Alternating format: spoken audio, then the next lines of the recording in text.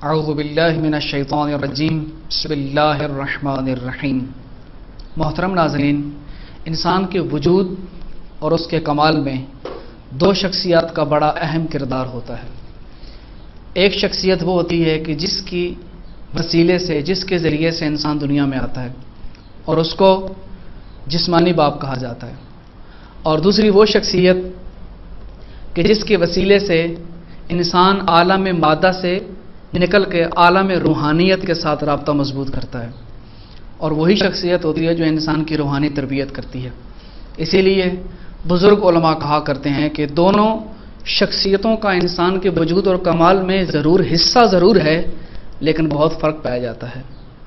جو جسمانی باپ ہوتا ہے وہ صرف انگلی پکڑ کے چلنا سکھاتا ہے، لیکن جو روحانی باپ ہوتا ہے وہ صحیح چلنا سکھاتا ہے۔ جو انسان کا باپ ہوتا ہے وہ اس کو بولنا سکھاتا ہے، لیکن جو اس کا روحانی باپ ہوتا ہے وہ اس کو یہ سکھاتا ہے کہ کہاں پر کب کیا بولنا ہے اور کیا نہیں بولنا۔ اسی وجہ سے اسلام میں روحانی باپ کی بہت زیادہ اہمیت بیان کی گئی ہے۔ جس طرح کہ انسان کے جسمانی باپ کی اہمیت ہے، اس کی فضیلت ہے، والدین کی اہمیت ہے، بالکل اسی طرح انسان کے روحانی باپ کو بھی بہت بلند درجہ حاصل ہے۔ آئیے امام زین العابدین علیہ السلام کی بارگاہ میں چلتے ہیں اور امام سے یہ دریافت کرتے ہیں کہ مولا ذرا بتائیے کہ آپ کی نظر میں ایک استاد کا مقام کیا ہے؟ تو امام زین العابدین علیہ السلام نے استاد کے 12 حقوق ہمیں بیان کیے۔ عزیزان دیکھیے گا کتنے عظیم ترین راہبر ہمیں ملے، رہنما ہمیں ملے کہ جنہوں نے اتنا عظیم پیغام ہمیں دیا۔ ہمیں امام علیہ السلام کے رسالہ حقوق کے اندر وہ 12 حقوق لکھے ہوئے ملتے ہیں کہ جو استاد کی عظمت کو مزید اشکار کرتے ہیں۔ امام زین العابدین علیہ السلام نے ارشاد فرمایا، حق صائصک بالعلم، جو بندہ تمہاری علمی رہنمائی فرمائے اس کے تم پر 12 حق ہیں۔ اور وہ 12 حق کون سے ہیں؟ سب سے پہلا حق یہ ہے التعظیم لہ، جس سے علم حاصل کرتے ہو اس کی تعظیم کرو۔ دوسرا حق کیا ہے؟ التوقیر لمجلسہ، اس کی بارگاہ کو محترم جانو، جب تک اس کی خدمت میں بیٹھے ہو اس کی اس مجلس کو قابل احترام سمجھو۔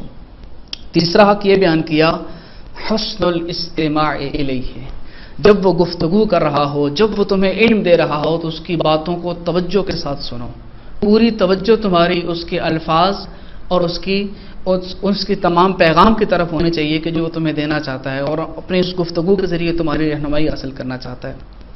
تمہاری تمام تر توجہ ان کلمات کی طرف ہونی چاہیے کہ جب وہ استاد تم سے خطاب کر رہے اور تمہیں کچھ دینا چاہتا ہے۔ یہ تیسرا حق تھا۔ چوتھا حق یہ ہے والاقبال علیہ، سبحان اللہ، کیا عظیم ترین مرتبہ بیان کیا استاد کے۔ امام فرماتے ہیں جب تم استاد کے پاس بیٹھے ہو تو اس کی طرف رخ کر کے بیٹھو، کبھی بھی اس کو پشت نہ کرو۔ کتنا عظیم ترین مقام بیان کیا۔ اور اس سے آگے بڑھ کر 5ویں نمبر پہ امام علیہ السلام نے جو حق بیان کیا وہ بہت زبردست۔ امام نے فرمایا ان لا ترفع علیہ صوتک، کوشش کرنا جب تک اس کی خدمت میں بیٹھے ہو تمہاری آواز تمہاری استاد کی آواز سے بلند نہ ہو۔ بالکل یہی حکم نبی اکرم کے بارے میں بھی اللہ نے دیا کہ تمہاری آواز نبی کی آواز سے بلند نہیں ہونی چاہیے، اور اسی اسلام نے ہمیں بتایا کہ تمہاری آواز تمہارے والدین کی آواز سے بلند نہیں ہونی چاہیے، اور یہی اسلام ہمیں بتا رہا ہے کہ جب تم استاد کے سامنے بیٹھے ہو تو تمہاری آواز تمہارے استاد کی آواز سے بھی بلند نہیں ہونی چاہیے۔ اور 6 نمبر پہ امام علیہ السلام نے جو حق بیان کیا وہ حق یہ ہے، امام فرماتے ہیں وَلَا تُجِيبَ أَحَدًا يَسْأَلُهُ عَنْ شَيْءٍ حَتَّى يَكُونَ هُوَ الَّذِي يُجِيبُ، اگر استاد کی خدمت میں بیٹھے ہو اور کوئی شخص سوال کرتا ہے تو استاد کے جواب دینے سے پہلے جواب نہ دو۔ لہٰذا یہ ایک بہترین ادب ہے۔ کبھی بھی انسان کو یہ کوشش نہیں کرنی چاہیے کہ میں استاد سے پہلے بولوں گا تو یہ استاد کے نظر میں میری عزت بڑھا دے گا، نہیں، یہ تمہاری عزت نہیں بڑھائے گا، بلکہ در حقیقت تم استاد سے پہلے جواب دے کے استاد کی توہین کر رہے ہو۔ لہٰذا یہ پوائنٹ بھی ہمیں اپنے مد نظر رکھنا چاہیے کہ کبھی بھی استاد کے جواب دینے سے پہلے گفتگو نہیں کرنی چاہیے۔ اس کے بعد اگلا حق امام نے بیان کیا وَلَا تُحَدِّثَ فِي مَجْلِسِهِ أَحَدًا، جب اس کے سامنے بیٹھے ہو، کلاس اس کے سامنے بیٹھ کے علم حاصل کر رہی ہے تو کبھی بھی جب تک وہ تمہیں علم دے رہا ہے آپس میں گفتگو نہ کرو۔ اور 8ویں نمبر پہ امام نے فرمایا وَلَا تَغْتَابَ عِنْدَهُ أَحَدًا، جب استاد کے سامنے بیٹھے ہو تو اس کے سامنے بیٹھ کر کسی کی غیبت بھی نہ کرو، کتنا بہترین ادب ہے یہ کہ امام یہ کہنا چاہتے ہیں کہ غیبت سننا بھی حرام ہے، غیبت جس طرح کرنا حرام ہے سننا بھی حرام ہے، تو استاد کا احترام کرو۔ جب باقی لوگوں کے سامنے بھی غیبت حرام ہے لیکن استاد کے سامنے بالخصوص امام کا حکم ہے کہ کسی کی غیبت نہ کرو۔ اس کے بعد 9 نمبر حق جو امام نے بیان کیا، وَأَن تَدْفَعْ عَنْهُ إِذَا ذُكِرَ عِنْدَكَ بِسُوءٍ، جب تمہارے سامنے کوئی تمہارے استاد کی برائی کر رہا ہو، تمہارے استاد کی خامیاں بیان کر رہا ہو، تو اپنے استاد کا دفاع کرو۔ کتنا بہترین ادب ہے۔ ہم سکول، کالج، یونیورسٹیوں میں پڑھنے والے اگر ان آداب کو مد نظر رکھیں تو یقین جانیں کہ ہم علم کی ان بلندیوں کو چھوئیں گے کہ جو انسان سوچ بھی نہیں سکتا۔ کتنا پیارا ادب بیان کیا امام نے کہ جب کوئی تمہارے سامنے تمہارے استاد کی برائی کر رہا ہے تو تم استاد کا دفاع کرو، تم اس کے حق میں بولو۔ اور پھر اس سے اگلے حق میں امام نے فرمایا حق نمبر 10 میں وَأَن تَسْتُرَ عُيُوبَهُ وَتُظْهِرَ مَنَاكِبَهُ، اگر تمہیں ظاہر ہے استاد ہے، معصوم نہیں ہے، خطا اس سے ہو سکتی ہے، اگر تمہیں اپنے استاد کی کوئی غلطی نظر آتی ہے، کوئی عیب تمہیں نظر آتا ہے تو تم اس کے عیبوں پہ پردہ ڈالو اور اس کی خوبیوں کا اظہار کرو لوگوں کے سامنے۔ اسی طرح ایک اور بھی حدیث ملتی ہے کہ اکرم الاستاذ ولو کان فاسقا، اپنے استاد کا احترام کرو چاہے وہ فاسق ہی کیوں نہ ہو۔ اور یہاں بھی وہی چیز بیان ہو رہی ہے کہ اگر تم نے اپنے استاد کا کوئی عیب دیکھ لیا ہے تو اگر تم اچھا شاگرد ہو اور اچھے شاگرد ہونے کی تمہارے اندر خوبیاں موجود ہیں تو ان میں سے ایک خوبی تمہارے اندر یہ بھی ہوگی کہ تم اپنے استاد کی خامیوں پر پردہ ڈالو گے اور اس کی خوبیوں کا اظہار کرو گے۔ اس کے بعد 11 نمبر ادب کے اندر امام علیہ السلام نے جو حق بیان کیا وہ امام نے یہ فرمایا کہ وَلَا تُجَالِسَ لَهُ عَدُوًّا، تمہارے استاد کے ممکن ہے بہت سارے دشمن موجود ہوں، کبھی بھی اس کے دشمن کی ہم نشینی اختیار نہ کرو۔ اس کے بعد 12 نمبر حق جو امام نے بیان کیا، امام فرماتے ہیں وَلَا تُعَادِيَ لَهُ وَلِيًّا، اور جو بندہ تمہارے استاد کا دوست ہو، تمہارے استاد سے محبت کرنے والا ہو، تم کبھی بھی اس سے عداوت نہ رکھنا۔